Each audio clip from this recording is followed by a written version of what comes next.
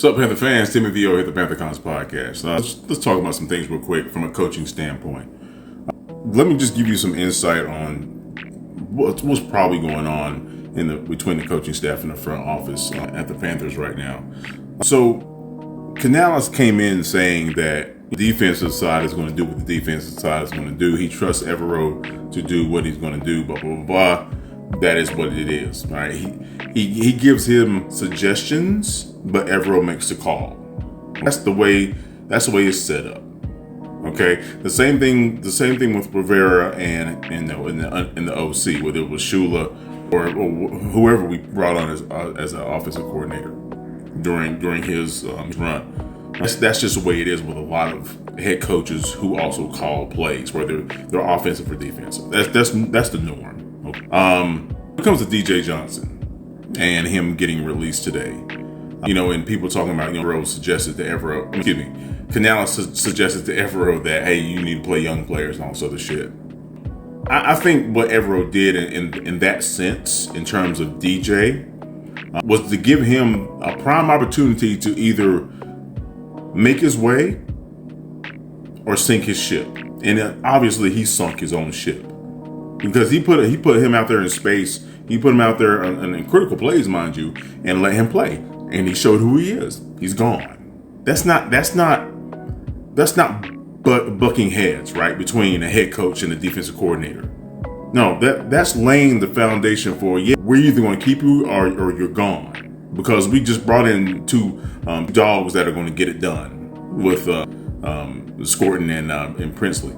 Oh, all right. We got young players who gonna move in position. We have veterans that's gonna come off an injury and contribute. We don't need DJ. We'll bring in I think they already signed another linebacker. We'll bring in people to take care of special teams. That's not an issue. It's our defensive sets and what we can do in terms of putting the right players on the field at the right time to make plays. DJ was not one of those individuals. Clearly, he was a third round draft pick. Gave him more than enough opportunities. That's what you want. You want a sound foundation to say either we're going to keep you or you're gone. Okay, so we're moving on from that. There is no friction among the coaching staff. The problem is we can't get consistency in terms of players on the field. Last year it was the defense was taking all the injuries and all the other shit. In that sense, you probably want to look at the defensive stats in terms of our run stopping since the week 1. We were historically bad at stopping the run last season. The only reason they got off, the Patriots, that is, last week or Sunday, was because of DJ. DJ was the primary reason why those chunk plays happened on the left side of the offense, right side of the defense. In a lot of senses. Yeah, Nick had some screw ups, but he's a rookie. Right, you accompany the fact that we didn't blitz Drake May like that, and that might be because of personnel. I don't know, whatever. But I know they didn't want him to kill us with his legs. That was obvious. But I say this to remind you folks that in the league, when you have a head coach that's also calling plays, he's not going to be an overseer for the defense too. When he's an offensive, and vice versa, right? They're going to let you just do your thing. And clearly, we gave Atlanta an ego who went out there and beat Washington, mind you. We have the capability to be very stout on defense. But also remember, it's 11 players on that field. When one person doesn't do their fucking job, there's a domino effect that is clear. We can go back to what happened at the Patriots game in terms of the offensive line. People were playing hero ball because they felt like they needed to. Just do your job. When you take a quarterback's weapons away in real time during the game, adjusting happens.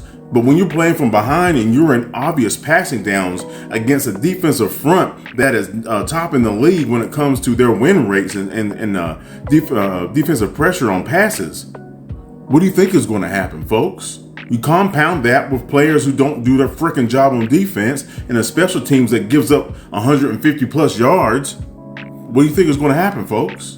This is why I'm on this application. This is why I'm going to talk football. That's what the fuck I know. I'm not going to come at this whole situation about feelings. I want to see a franchise flourish, and I know what they need to do. I'm not saying that because I'm cocky. I'm saying that because I know myself. If you don't believe me, go through my videos and look at what I've been talking about over the past couple weeks. It pans out. We're going to be fine once we get the right players on this team.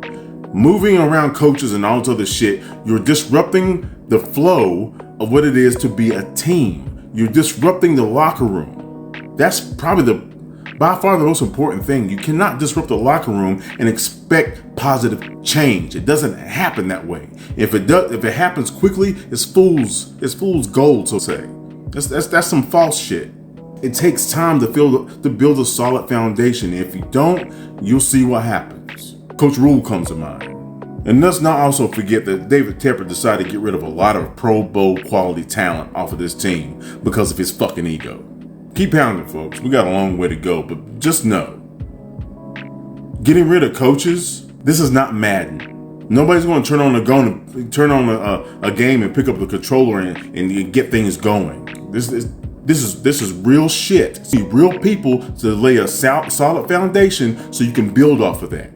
David Tepper needs to step the fuck away from this shit and let fucking Dan Morgan do his thing. He knows what it's like to be a part of a Super Bowl winning organization. He knows what the team needs from that side of the ball, so to say. He understands these things. We have a new coach, new to the head coaching ranks. We have a new coach and a quarterback that hasn't played with a solid offense in 3 seasons.